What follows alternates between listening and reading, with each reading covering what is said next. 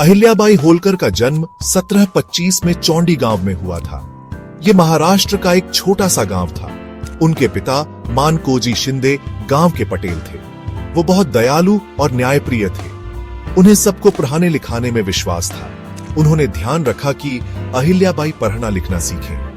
अहिल्याबाई बहुत होशियार और दयालु लड़की थी। उन्हें बहादुरी और धर्म की कहानियां बहुत पसंद थीं। उन्हें दूसरों की मदद करना अच्छा लगता था। वो सिर्फ 8 साल की थीं जब मल्हार राव होलकर ने उन्हें देखा।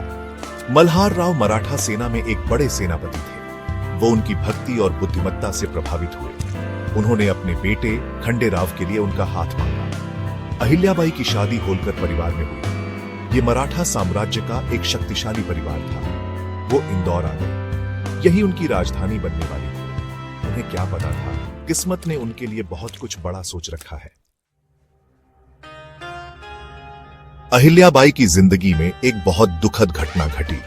1754 में उनके पति खंडेराव कुंभीर की लड़ाई में मारे गए। अहिल्याबाई बहुत दुखी हुई। वो अपने पति के साथ ही प्राण त्याग देना चाहती थीं, लेकिन उनके ससुर मल्हार राव ने उन्हें रोका। उन्होंने उनकी शक्ति और बुद्धिमत्ता को पहचाना। उन्होंने उन्हें राजकाज और युद्ध की शिक्षा दी। 1766 में फिर से दुख आया जब मल्हार राव जी चल बसे। अहिल्याबाई अकेली रह गई। उनका इकलौता बेटा बचपन में ही चल बसा था। होलकर राज्य की जिम्मेदारी उनके कंधों पर आ गई। बहुतों ने सोचा कि वो टूट जाएंगी, लेकिन वो इस मुश्किल घड़ी का डटकर सामना किया। अपने वफादार सलाहकारों और प्रजा के समर्थन से उन्होंने राज्य की बागडोर संभाली। वो 31 साल की थी। उन्होंने अगले 30 साल तक राज किया। उनका शासनकाल शांति, समृद्धि और न्याय का था।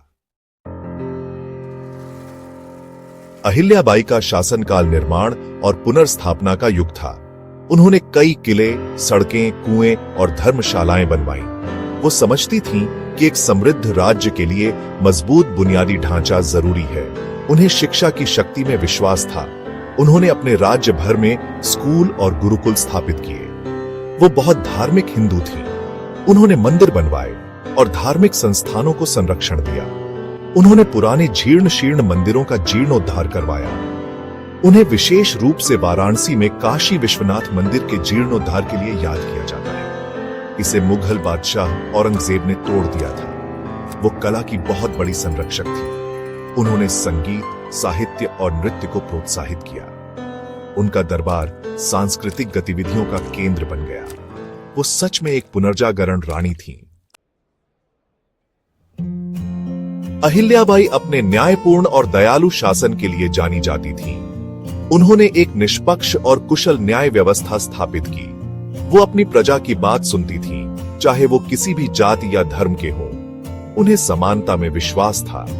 उन्होंने महिलाओं के जीवन को बेहतर बनाने के लिए काम किया।